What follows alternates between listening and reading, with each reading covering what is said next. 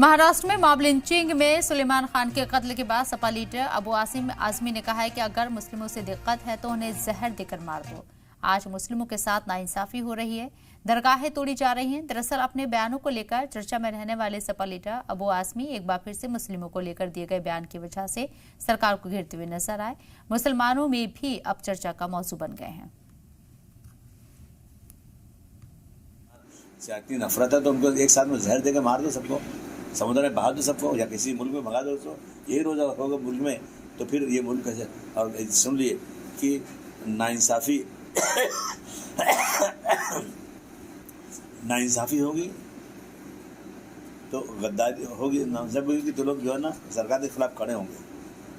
रोज आना कहीं ना कहीं। अब जो जितनी पुरानी दरगाह है वो दरगाह में जो है बोले ये तो हिंदुओं की मंदिर थी, रोज आना ये हो रहा है। अरे भाई मुसलमानों कुछ नहीं था यहाँ पे। मैं टिप्पू सुल्तान के बारे में कुछ बोल लूँ। टिप्पू सुल्तान वही थे जिन्होंने अंग्रेज़ों के छक्के छुड़ा दिए, तो हमें महाराष्ट्र सरकार जो हमारे पे केस कर देगी।